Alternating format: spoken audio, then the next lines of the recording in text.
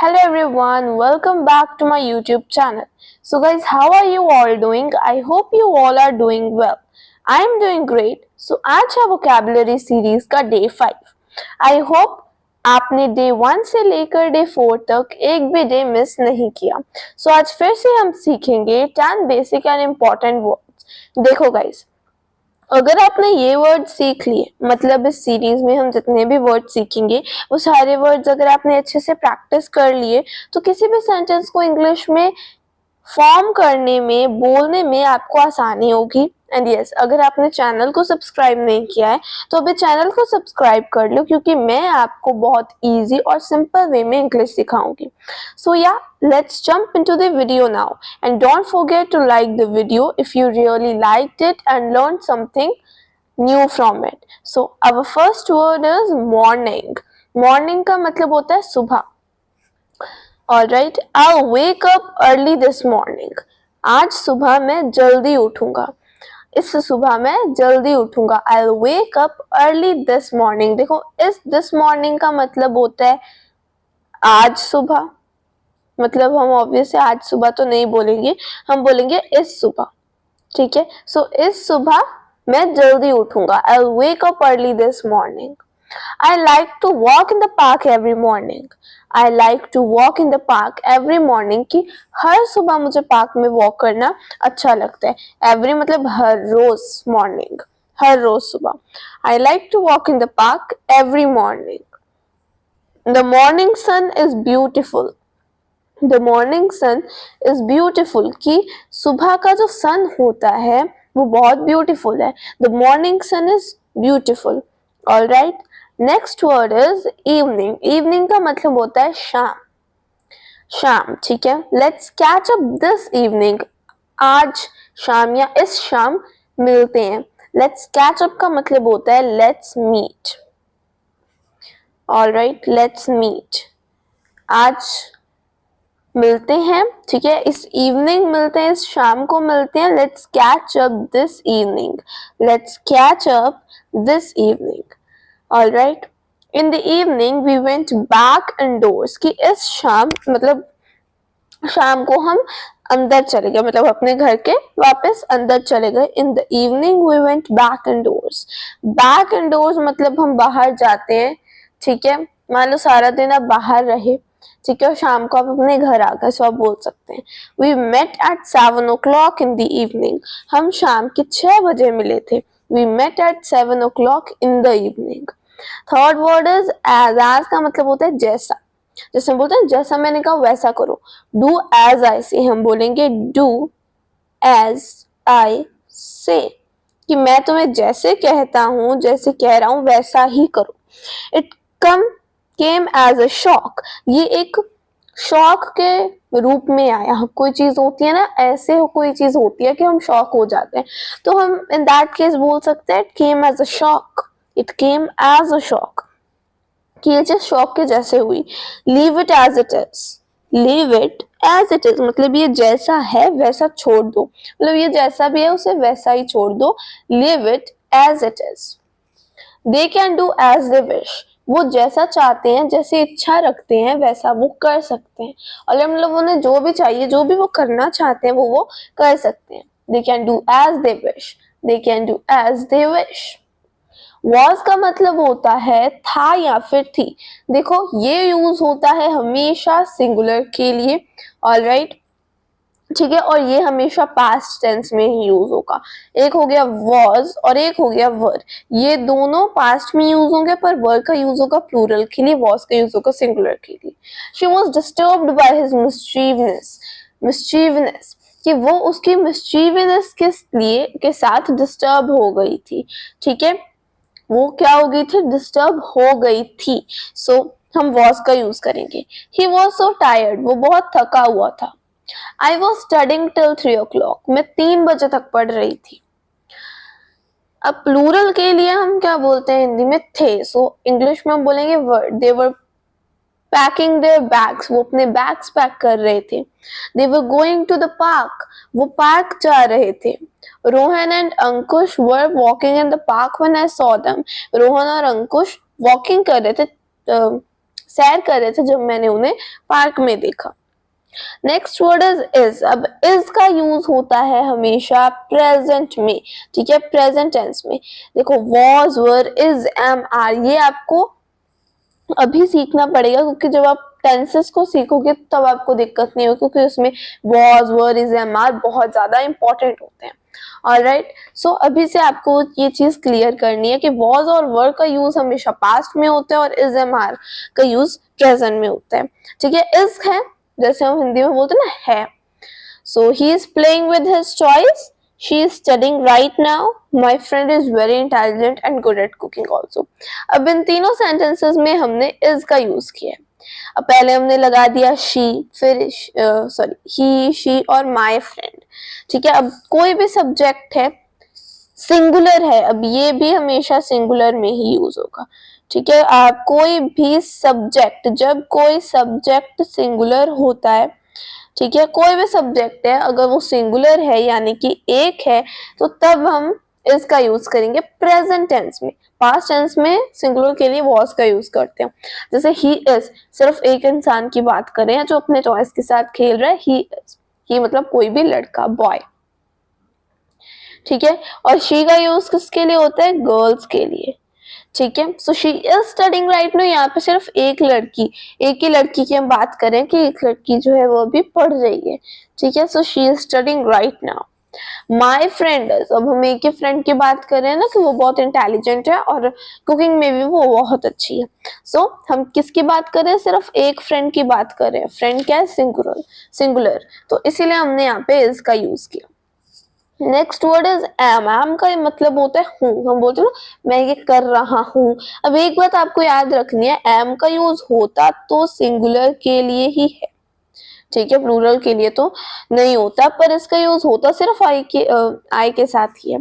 अब जैसे ही, she, it, दे, ठीक है, सॉरी, ही, शी, इट, जो इसका यूज होता है ना, आपको एक बार बता देती हूँ, उसका यूज होता है ही के साथ, शी के साथ, इट के साथ, नेम ऑफ अ पर्सन, ठीक है, किसी भी पर्सन का नेम है, प्लेस के साथ भी वैसे हम यूज कर सकते हैं इसका। जैसे कोई भी place, that park is so beautiful. Park क्या, एक जगह है, तो वो क्या है, बहुत सुंदर है। ठीक है, सो इन सब चीजों के साथ हम इसका यूज करेंगे सिंगुलर में। और एम का यूज सिर्फ और सिर्फ हम आई के साथ ही करते हैं। I am going to bed early today, आज मैं सोने जल्दी जा रहा हूँ। ठीक है, गो टू बेड का मतलब होता है टू स्लीप। ऑलराइट, सोने के लिए जाना, go to bed. Early today मतलब मैं आज जल्दी सोने जाऊंगा। I am very bored in the class, कि मैं क्लास में बहुत बोर हो रहा हूँ। I am very bored in the class. Alright, I am getting late for the party, मैं पार्टी के लिए लेट हो रहा हूँ। I am getting late for the party. ठीक है, सो आई के साथ हमेशा हमने एम का यूज करना है। अगर आपको शॉर्ट फॉर्म में करना है तो आप ऐसे भी लिख सकते हैं, पोस्ट ऑफिस डालकर am. Alright, next word is are. Are का मतलब होता है, मतलब इसका यूज होता है हमेशा प्लूरल के लिए प्रेजेंट टेंस में। अब अगर हम बात करें पास्ट टेंस की, तो वर का यूज होगा प्लूरल में, और बात करें हम प्रेजेंट की तो यूज होगा आर का, और सिंगुलर है तो प्रेजेंट है तो इसका यूज होगा, पास्ट है तो वॉज का यूज होगा, और आई के साथ एम का यूज होगा। ठीक है, हाँ, in the case of past tense में अगर हम आई की बात करें तो आई के साथ वॉज का यूज होगा। मतलब पास्ट टेंस में वॉज की कोई बात नहीं कि वो कोई पर्टिकुलर सब्जेक्ट के साथ ही लगेगा। ठीक है, सिंगुलर आई के singular, so I was studying at the moment, कि मैं उस वक्त पढ़ रही थी। आई के साथ वॉज लगेगा पास्ट टेंस में, बट प्रेजेंट टेंस में सिर्फ एम लगेगा। ऑलराइट, कभी भी हम, आपने सुना है कोई कहता आई इज डूइंग दिस, या सुनाओ she am doing this, he am doing this, not right. Next word is, sorry, इसकी एग्जाम्पल्स तुमने देखी नहीं। They are not listening to me, वो मेरी बात को नहीं सुन रहे। They are not listening to me. Why are you making mistakes again and again, why are you making mistakes again and again, कि तुम दोबारा दोबारा मिस्टेक्स क्यों कर रहे हो। They are playing in the park peacefully, वो पीसफुली का मतलब होता है शांति, शांति से। ठीक है, बिना शोर शराबे के। सो शांति से पार्क में खेल रहे हैं, they are playing in the park peacefully, they are studying peacefully. At का मतलब होता है पर, ठीक है। She is hard at work, कि वो काम में ना बहुत हार्ड है। I pick you up at 4 o'clock, कि मैं तुम्हें 4 बजे उठाऊंगा। देखो कुछ केसेस में अगर हमने टाइम बताना है ना, इसके कुछ केसेस होते हैं, ठीक है। अगर हमने टाइम बताना है तब भी हम एट का यूज करेंगे, ऑन का यूज। कभी आपने देखा ऑन 6 o'clock, नहीं, at 4 o'clock, at 6 o'clock। Price start at ₹50। देखो प्राइस बताना है, टाइम बताना है, एट का यूज करेंगे, ठीक है। और पर हिंदी में बोलते हैं तब तो एट का यूज करेंगे। ऑन का भी यूज करते हैं, बट आपको इस बात का ध्यान रखना है। जैसे अगर आपने कोई स्पेसिफिक लोकेशन बतानी है, ठीक है, तब भी हम एट का यूज करेंगे। अगर आपने कोई स्पेसिफिक लोकेशन बतानी है, जैसे एट द कैफे, हम बोलते हैं ना एट कैफे, ठीक है। At the restaurant, at the hotel, मतलब होटल वाली जगह पर। जरूरी नहीं है वो होटल में ही, पर होटल वाली जगह पर हो सकते हैं। यहाँ पे होटल है, यहाँ पे कुछ और भी हो जहाँ पे आपने बुलाया है किसी को। सो अब इन दिस केस भी हम एट का यूज करेंगे। And the last word for the video is by. By, alright. देखो बाय का मतलब होता है दोबारा, जैसे I go to school by bus. पर कुछ केसेस में इसका मतलब हो सकता है तक, जैसे जैसे हम आगे सेंटेंसेस देखेंगे। Alright, the project will be finished by नून, मतलब नून तक, दोपहर तक ये दोपहर तक ये काम जो है, ये प्रोजेक्ट जो है वो खत्म हो जाएगा। ऑलराइट, सो कुछ केसेस में जैसे बाय नून हम बोल सकते हैं, बाय इवनिंग हम बोल सकते हैं, बाय इवनिंग हम बोल सकते हैं। ऑलराइट, या फिर अगर हम बोलते हैं दिन भर तो हम बोलेंगे बाय डे। जैसे कोई है, ठीक है, वो अपने कुत्ते को दिन भर सैर करवा रहा है, तो आप इन दैट केस बोल सकते हो बाय डे, मतलब दिन भर, ठीक है। आपने कोई स्पेसिफिक टाइम बताया जब तक वो काम हो जाएगा, सो इन दैट केस भी हम बाय का यूज कर सकते हैं। वैसे हम टिल का यूज भी करते हैं। So it travelled to London by train, वो ट्रेन से लंदन गया। This project will be finished by noon, कि ये प्रोजेक्ट जो है वो नून तक फिनिश हो जाएगा। This project will be finished by evening, के शाम को खत्म हो जाएगा, शाम तक खत्म हो जाएगा, ठीक है। वैसे हम इसकी जगह टिल का भी यूज कर सकते हैं, बट इसका भी यूज कर सकते हैं। ऑलराइट, सो एज यूजुअल चलो अब हम एक्सरसाइज सॉल्व करते हैं। आई मीन टू से सॉल्व नहीं, वो तो आप खुद करोगे, मतलब मैं आपको समझा देती हूँ।